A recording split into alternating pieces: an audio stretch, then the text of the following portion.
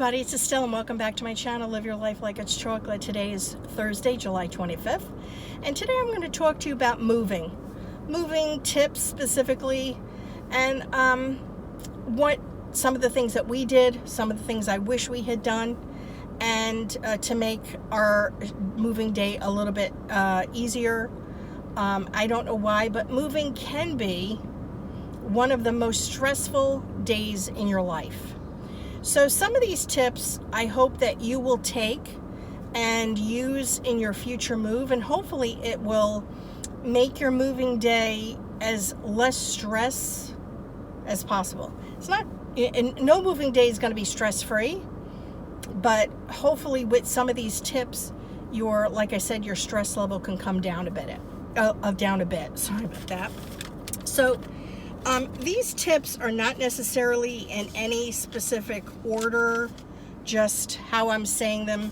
I have a couple of notes, so if you see me looking down, it's just me looking at my notes. So the first thing that I would recommend is to purge/declutter as soon as you know you want to move. Not as soon as you're moving, but as soon as you know you want to move. You know, my parents lived in their house since 1970, and my parents were not normally the type of people to get rid of a lot of stuff. My mother, yes, she would throw out things. My dad, no. Not that my dad was a hoarder by any stretch of the imagination, but there were things in his closet that he had that more than likely he forgot he had in there. But things from 1969, I mean, hello. Why do you keep things that long? It's not necessary. My rule of thumb is if I haven't seen it, used it, or touched it in a year, out it goes. I'm the type of person that I like to keep, I like to hang on to things because I think that holding the thing reminds me of where I got it, who gave it to me. It brings back memories. But I had to learn a long time ago that sometimes the actual thing is not what's important, but the memory of it. Now, I'm not talking about getting rid of sentimental things, but or things that maybe your grandmother had or your great-grandmother had, or any of those things. I'm talking about books or a dress that you had from 1982. You don't need to keep all of that stuff for years and years and years. So remember the rule, or at least my rule, if you haven't seen it, used it, or touched it in a year, it's time to get rid of it because it's not bringing you any value or joy to your life. Because hey, if you haven't seen it in a year, then more than likely you forgot about it, and more than likely it's really not, important, and that important if you haven't thought about it in a year. So I would start as soon as possible to purge these things or to declutter your home. The sooner you start, the better off you're going to be as far as the days progress and you get closer to your moving day. And trust me on that, because when my dad informed me that he wanted to move, we started purging and getting rid of things. But for whatever reason, we stopped doing it for, 6 months, I think, before we actually moved. And that was a huge mistake, because then when it came time to move, we didn't move into our new place until 2 months after we signed our lease because of all the stuff we had in our home. So anyway, so start that as soon as possible. The second thing I would recommend is whether you're moving yourself, you're renting a truck and having family and friends help you, or whether you're hiring a moving company, I would get as many free boxes as I possibly can. You can get those from supermarkets, liquor stores. You could even go into maybe places like Target and Walmart to see if you can get any free boxes. Boxes can be expensive. I know that U-Haul, you buy the boxes that you need, and then whatever boxes you don't use, I know you can return. We hired 2 men in a truck, and I know that the boxes we didn't use, we did not get charged for.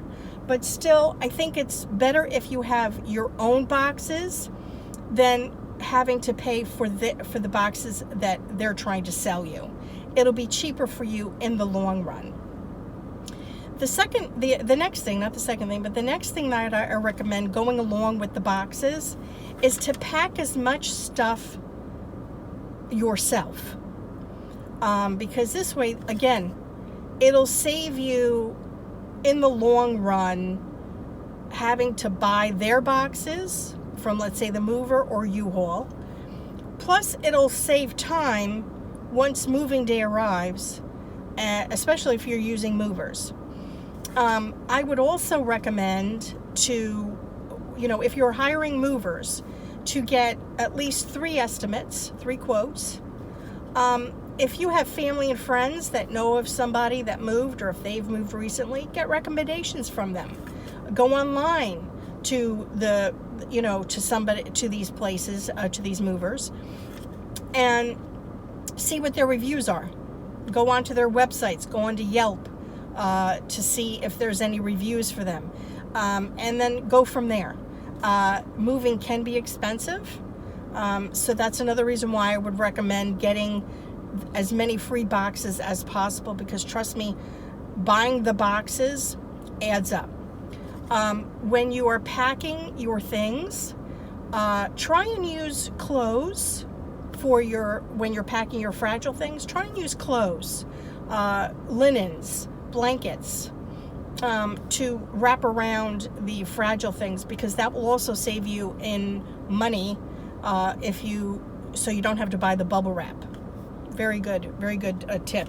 We did not do that. I read that online, and I wish we had done that. The other thing that I wish we had done that we didn't do, that I had never heard of in my whole life, to be honest, when I read about it, I was like, oh my God, what a great idea, is to create a schedule for yourself. And what I mean by that is write down, like as if you're doing a to-do list of everything that you need to do prior to the move and up to the move, such as call movers. If you have to be out of your place a specific time, you're going to want to call them in a timely fashion to see how quickly they can move you, and what's their time frame. Most movers, I know that with the ones we called, they asked us what day are we looking to move, or when are we looking to move. So I would put that on my schedule. Put on the schedule 1 to 2 weeks before you move to change your utilities, change your license, your voter registration, your vehicle registration, your credit card, your bank info, your doctor info. Any place that you have your address at, you need to change it. Another thing you can add to the list is 24 to 48 hours before you move, defrost your freezer. So those are some of the things you can add to the list. Of course, you can think of your own things, but I think that's a fabulous idea, because it keeps you on track. And this way, you don't forget anything. You don't forget to do anything. And then once you move, as you check things off, it's like, okay, good, I accomplished another thing. It makes you feel good when you accomplish things. For the day, for when you start packing, I would recommend, one of my tips is to take pictures of all of your electronics, meaning the back of your electronics, specifically like your DVD player, your Blu-ray, any of your games, a VCR if you still have one, and take a picture of the wires and the cords and where they go. So this way, when you get to your new place and you're ready to connect everything again, you're not scrambling and scratching your head and going, okay, well, I thought this is the way it went, but nothing's working. So this way you know exactly. Again, stress-free, time saver. I would also say to when you're, when you have your hanging clothes, to keep them on the hangers and put garbage bags around them, and then label them as to whose clothes they are and what room they go into. So this way then, when you're either, if you put them in your car, the truck that you rent, or you're putting them on the truck with the movers, once they bring them into the house, boom, they're right in the closet. Boom, right in the closet. Plus it saves on boxes. Another time saver. The other thing I would do when it comes to moving is to, if you can, the day before, or even the morning of, if you can get there before the movers do, is to label each room. And you can make it civil for yourself. Bedroom 1, bedroom 2, bedroom 3, living room, kitchen. And then this way, and you can use painter's tape for that. And this way, when you're directing where the movers go, you can just say, okay, that goes bedroom 1. That goes bedroom 2. That goes bedroom 3. That goes to the loft. That goes to the living room, to the kitchen. And this way, then the movers can see that there's labels, and they know exactly which is bedroom 1, which is bedroom 2, and which is bedroom 3. And it saves time. Saves time for the move. This way, the movers can get in and they can go boom, boom, boom, and bang everything out and get everything in to your new place quickly, quickly, quickly, because that's what you want. You want it to be done quickly, but efficiently. I would, let's see, what else do I want to say? Oh, and then according with that, I would also label your boxes. You could also use, you can, when you label the boxes, you can either, write on the box. I would put it on the top and the side as to what room it is and what exactly is in the box. Not just label it kitchen or living room, but put kitchen or living room, yes, but put exactly what's in the box. So this way, when let's say you want to make stir fry. I don't know, maybe you want to make stir fry the second night you're there. You're not looking through 20 kitchen boxes to find that stir fry pan. Okay? Trust me, the whole point is to save you time, which creates less stress. Because, I'm telling you, nobody wants to be stressed. The final tips that I have is to pack, when you're packing all your stuff. I would pack myself or my family, I would pack what I would call an overnight bag and an overnight box. In the overnight bag, I would put in at least enough clothes. Now, you don't have to do it in one box. If you have a family, suitcase. If you have a family of 4 or so, if you want to do an individual suitcase for each person, great. If you want to put it all in one suitcase, that's fine too. Whatever works for you. Put in enough clothes for at least, 2 to 3 days. Put in clothes, socks, underwear, shirts, blouses for yourself, and your toiletries that you're going to need for the first couple of days. Medications also. I would also put in there my important papers. Definitely, that's another thing I wanted to say. When it comes to sentimental items and important papers, pack those yourself and keep those with you at all times. If you have a mover, is what I mean by that. Not that they're going to steal those things, but this way you know that when you get to your new place, they're not broken, they're not missing. Because I made the mistake of leaving my computer in my computer bag on my desk, and when they unloaded and when I took out my laptop out of my computer bag, my laptop was damaged.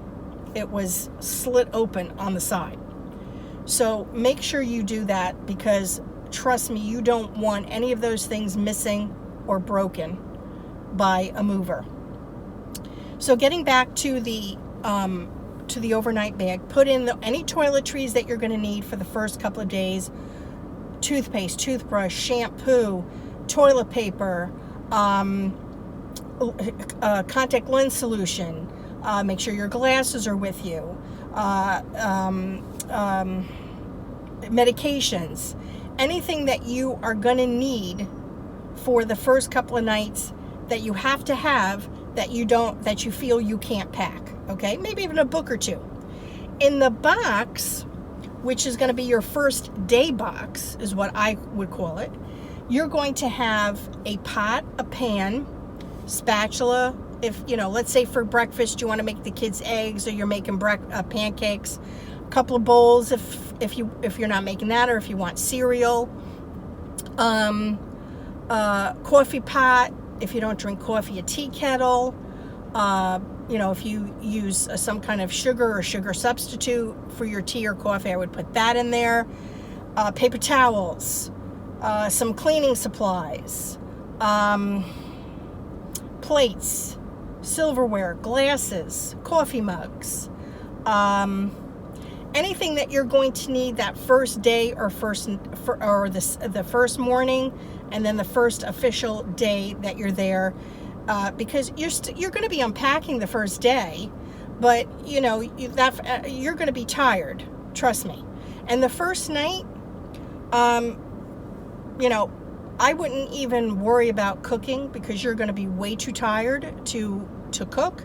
So definitely, don't worry about the first night. Get pizza if you want.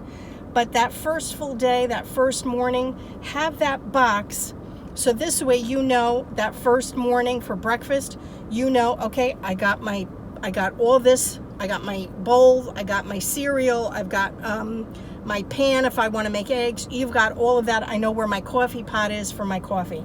And that will save you time as well. So anyway, I hope that these little tips and tricks have helped you. A lot of these things we didn't do, but I wish I had. And some of these things we did do. The other thing I want to recommend to you is when we hired our moving company, we also hired them to remove our trash for us. I'm not sure if that was such a great idea, only because I felt that it was stressful for me having to direct, okay, that goes in the trash truck, trash truck. And there was a couple of times when I was not there directing, that they took a couple of things that were supposed to be moved with us and they put it in the trash.